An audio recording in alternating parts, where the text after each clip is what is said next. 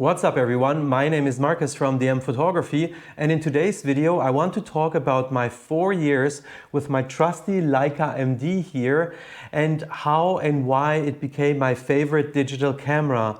We will go through a couple of funny stories that I had with this camera, as well as the features of the camera, and you will see in this video why it took me almost the entirety of this channel, so more than a year of me making videos for you, to fully explain this camera, and that I have enough material that support the arguments that I will bring during this video. If you want to find out more about this, stay tuned, but first let's roll the intro.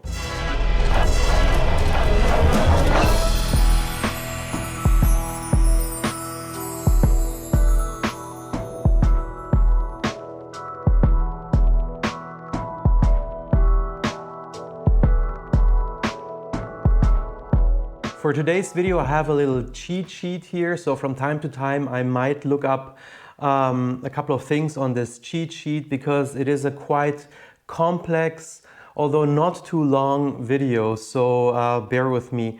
So first and foremost, let me tell you that I took thousands and thousands of photos with this camera already. I took it to many places. I shot with it in very many different situations. So I can say I think I've more or less fully stressed out all its capabilities. And after having done all that, I can still say this is, for me, down to today, my favorite digital camera. And I wouldn't know which other digital camera I would want to have for photography other than this model or maybe its successor, which I have not planned buying yet. But let's now talk a little bit about the camera in general. So 4 years ago, I saw this announcement from Leica about the Leica M-D, apparently a digital camera without a back screen. At that time I was shooting with Nikon DSLRs and the Fuji X100S, and I got very interested in the Leica M system generally already, but then I saw this announcement, and for those who don't know the channel yet or the history behind all of this, I was interested in the M system. I was interested in that type of photography, but it never really, or their offering never really convinced me to actually buy a Leica camera until this announcement. I was very happy with my Fuji X100S for the type of photography that I was doing at that time, which was already mostly street photography, and for everything else I was happy with my Nikon DSLR. So yeah, then the announcement came, Leica M-D, no back screen, but everything else that you have in a Leica M system. And I got very curious, and there were many promises for me that Leica did in that announcement. Many of these promises have been fulfilled over time, or many of them even maybe over-fulfilled. And little did I know also what surprises were in this camera or in the type of photography that you experience with this camera when I bought it or when I read the announcement. But for me at that time, at least, that was a dream come true on many fronts. Mostly I was hoping for absolute distractionless photography and simplicity. And I think these are two adjectives that I would still subscribe to this camera, and I would say they are the two main drivers that bring me so much joy when shooting with the Leica M-D. So then the day came when I could pick it up at the store, and I held it in my hand and immediately could connect with it, and many of the promises or the hopes that I had for the camera were immediately fulfilled. So one of them was, of course, the compactness, right? Coming from a Nikon DSLR, for example, this big, heavy, chunky piece of photography gear, and then you're holding a Leica M system in your hand. That was already amazing. And then of course the elegance. I really think, for my personal taste at least, that the Leica M system is absolutely elegant. There is, for me at least, no other camera, at least for this type of photography, which has this aesthetic that is so appealing to me other than the Leica M system. and for me especially the Leica M-D with no back screen. So that was absolutely perfect for me. So the journey started very nicely, and I took my first photo not even 50 meters away from the Leica store, and it was very exciting at that time to shoot that photo. I don't know what you think, but for me, the feeling when I hold a camera in my hand is very important. It goes way beyond anything like specs, right? So when you're interested in these types of cameras, you're not looking for how many autofocus points might your camera have, or what is the pixel resolution, and so on and so forth. So taking this decision and moving from those more highly technical cameras to this system. I don't want to say that this is not a highly technical camera. I think this is a masterpiece, but I mean, just from a specs perspective, I think the decision was really more from the heart than from anything specs. First, I want to get a couple of things out of the way before we go into the features of this camera and my experiences with it. And this is also where my cheat sheet now starts to get into play. I have 5 points that I want to mention before we talk about the rest and the camera itself. So first and foremost, I want to say and get this out of the way straight ahead. This is not a camera for everyone, full stop. And everybody who knows this camera or has shot with this camera knows exactly what I mean.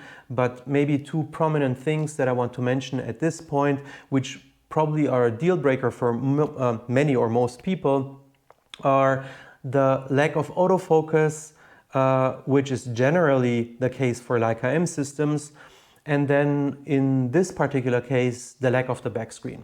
So if you are not looking exactly for that, this is absolutely not the camera for you. So maybe if you then still stay and continue watch this video, maybe you just want to find out why the hell do I then shoot with this camera. And secondly, it is expensive. Also, full stop here, it is very expensive, and the successor is even more expensive than this model was when it came out. Yeah, full stop here as well. And the third point I want to make is it is not a camera for every type of photography. For example, if you are into sports photography and you need fast autofocus or subject tracking, or maybe big zoom lenses when you want to take photos of a soccer game or something, they're not even available for this camera. Neither, like I mentioned, the autofocus. So this is not a camera for sports photography, or what most people understand under sports photography. Or if you want to go on a safari, for example, and you're hoping for, I don't know, getting a lion, like a very big zoom in on a lion maybe. With this camera, you need to be very close to the lion, and I cannot suggest you doing that. I mean, unless you're very brave, but I highly discourage you doing that. So if you go on a safari with this camera, you will have more like the landscape photo types. You will not have a big lion in your frame. So these are two major areas where I think this camera is just not suited for, right? So you can try to do so, but there are better options on the market if this is your type of photography. And then I think this camera is also not suited for every place. So I don't know, depending on where you want to go, you might not want to take this camera with you. It is expensive, like I mentioned, so I think that answers a couple of questions. I personally have taken this camera to many places on Earth. It is this camera that I took most of the time when I went somewhere, but I took a couple of risks. I don't know if these risks suit you maybe. So I think, yes, this is not a camera that many people would want to take to maybe some of the places that I went to or you're planning to go to. So just consider that. You might restrict yourself not just with the type of subject, but also the place that you're going. And then last but not least, I think this is not the camera for beginners, not at all. And again, I just want to stress, no autofocus, no back screen. You have no way of finding out what you've shot.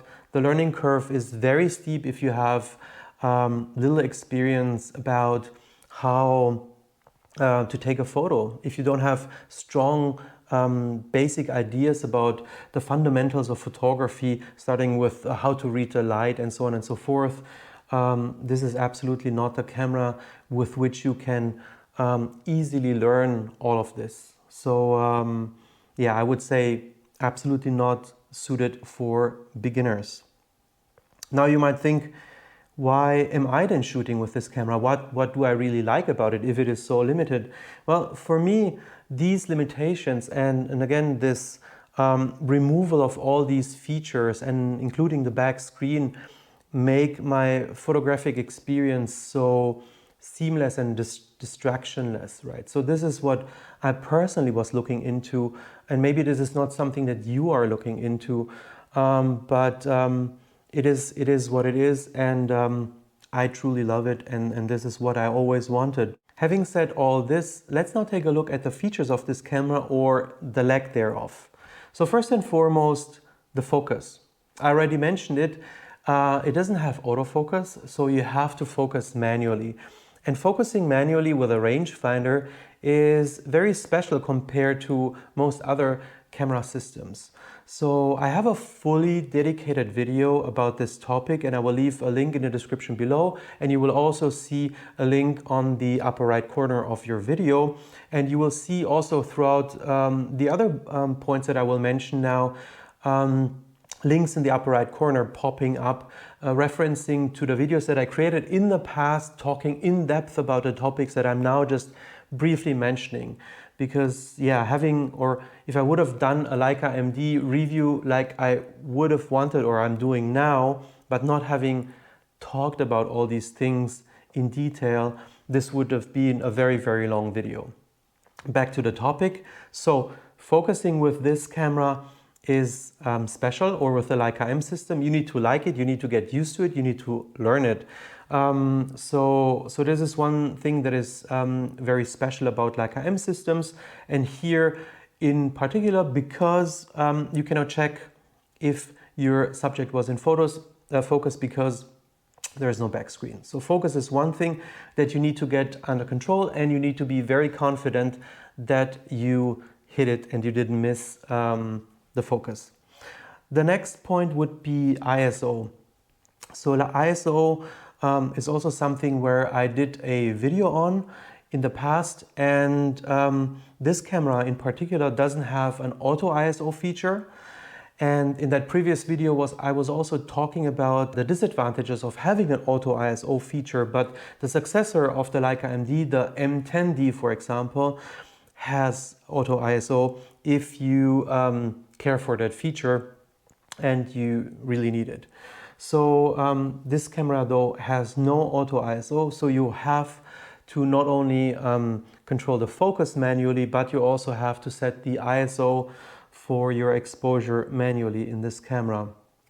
Now, what is also very special about Leica rangefinders is the viewfinder here, so you will not see through the lens. And you will see through the Leica patch or this viewfinder here, and you will have frame lines. So the camera will put frame lines for each and every lens. Because you don't see through the lens, if you change your focal length, going from something wide angle to something more close in, like a 75mm that I have here, or even a 90mm, or even closer, the frame lines will become smaller and smaller. So you have to think or pay very close attention to the frame lines in the viewer, and not think that everything that you see in the viewfinder is what will be in your frame later.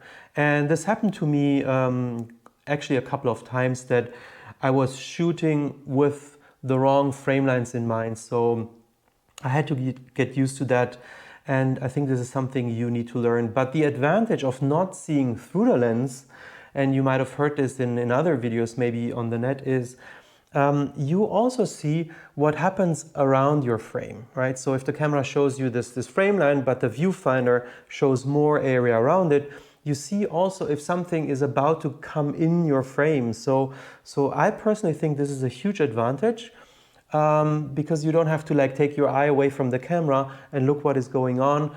You see it in your viewfinder. other than if you shoot with a very wide angle lens that then basically occupies your whole viewfinder. But in most of the cases, when you shoot from 35mm upwards, you have some space around the frame lines where you can see what is going on in the surrounding. Then this camera has one thing where it actually helps you with an auto mode, which is the Aperture Priority. So with a given aperture value, like the f-stop, and an ISO that you set, the camera is able, with its light meter, to set the shutter speed automatically. Again, there are pros and cons of doing so. I also have a dedicated video about metering light with this camera. Again, links in the description below. But the camera has an auto mode. If you just spontaneously need to take a photo or you're unsure, at least you can set it to auto and it will do something. Again, here, watch the other video I did, because I think it helps if you understand the light meter, if you understand what auto actually does. But yeah, I think it's good that it has Aperture Priority. This is a feature that I also use very often. The camera also has exposure compensation. I just recently did a video on exposure compensation and what I think of it, especially with a camera that has no back screen. Check out that video if you want to learn more about the exposure compensation on this camera. And then last but not least, I want to talk about the fact that it has no back screen. Now, because it has no back screen, you have to pay attention to a couple of things when composing your shot, and you need to pay attention to certain things that you may not be used to paying attention to if you take photos, for example, with your cell phone or other digital cameras, and you're used to being able to look at the screen, compensate maybe for something that the auto mode was doing, or seeing that there was maybe some distraction in the shot that you didn't see while you took the shot, and then you can retake it. With this camera, you can't, you don't know what happened exactly in that moment if you are not fully concentrated. So these are the basic features that this camera has, and also its limitations that I personally like a lot, and it gives me a lot of creative freedom. It forces me to creativity, and it forces me to be more in the moment.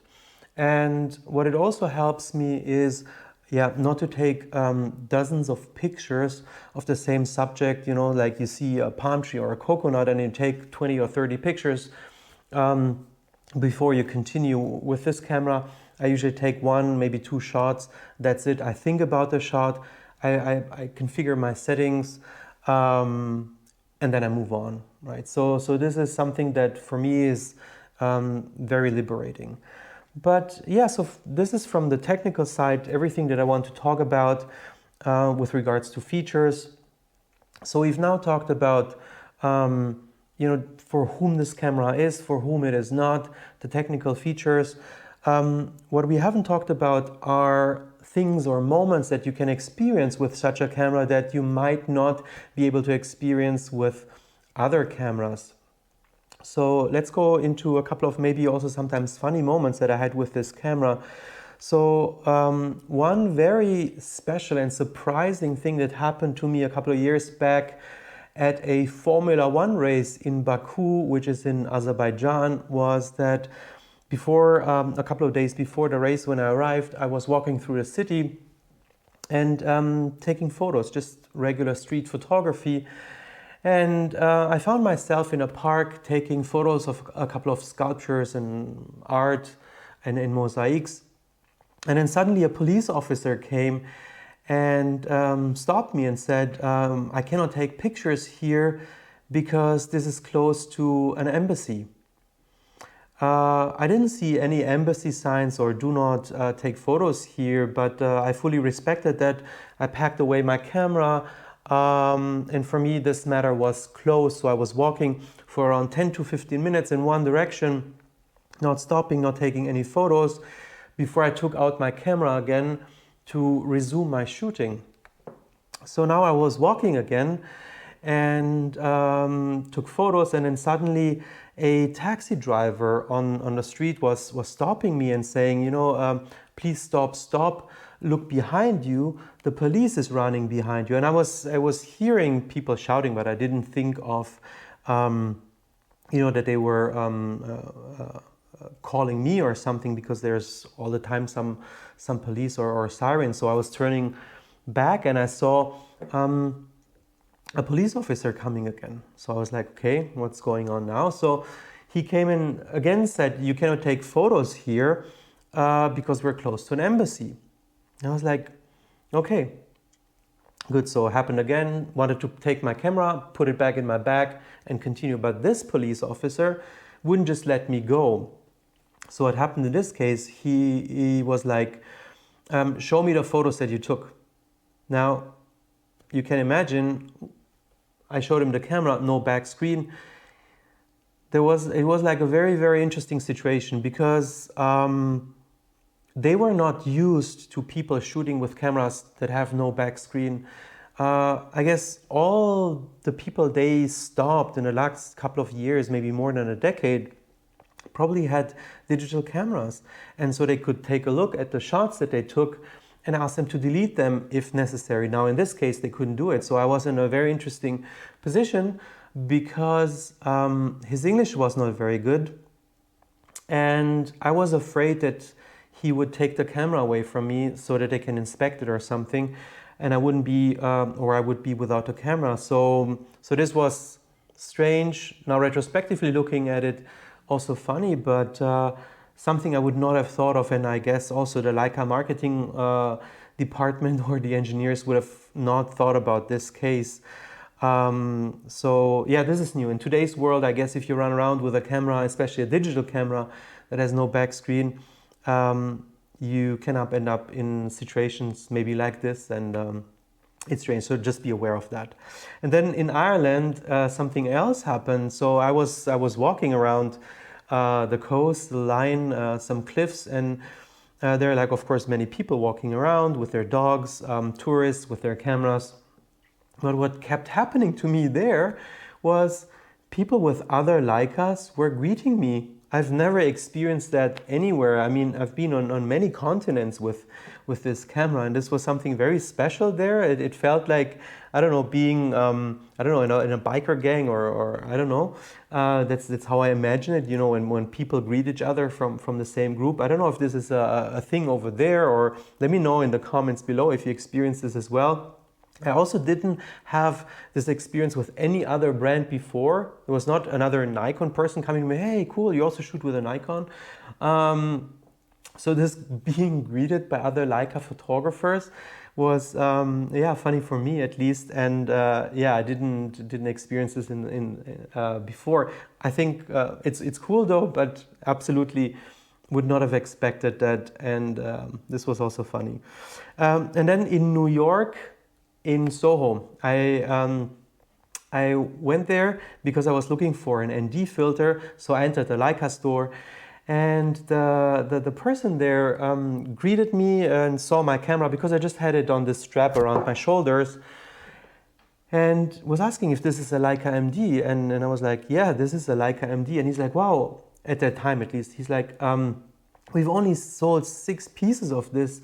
Wow, this is amazing. Why did you buy the Leica M-D, or what made you buy the Leica M-D? So I was telling him my story, and then he said something that I will never forget, and is for me maybe the biggest compliment I ever got for shooting with the Leica M-D. Was after having told him my story, he said, man, this camera suits you.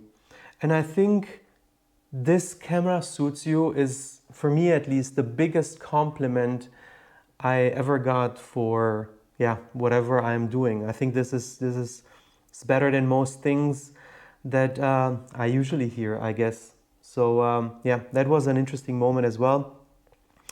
And then what also happens is when people see that the camera has no back screen, they sometimes approach me, right? So I had very interesting discussions all over the place. sometimes people were following me along, so they started talking to me and then they were tagging along, right? So I was walking sometimes with people 10, 15 minutes, talking, taking photos. They were also taking photos and we exchanged the experience. So they were very curious, and this is also very, very nice for me. Well, with this, I think this is all I wanted to talk about with regards to the Leica M-D and my experiences. I didn't want to make this review technical. I think there are many other videos that talk about technical aspects of the camera. Also, I have talked about many technical details in the videos that I linked earlier, and you will find in the description below. So I hope you learned something. I hope you enjoyed it. I hope you understand why I like this camera. Maybe if you are curious now about this kind of shooting experience or the MD, let me know in the comments below. You can, of course, always approach me by mail or Instagram if you have any questions with regards to this camera that I might not have answered in today's videos or my previous videos. Yeah, just let me know.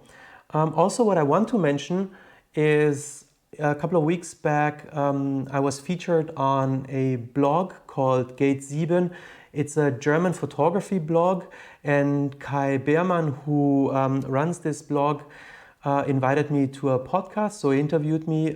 Thank you very much Kai for inviting me to this podcast. It was a lot of fun and a privilege for me to be on your podcast. So for those of you who speak German or understand German, I will also leave a link in the description below to the podcast and the Gate 7 portal from Kai. You should check out the podcast generally. I think it's very well. It deals with many different topics, especially around travel photography. So go check it out. It's really cool.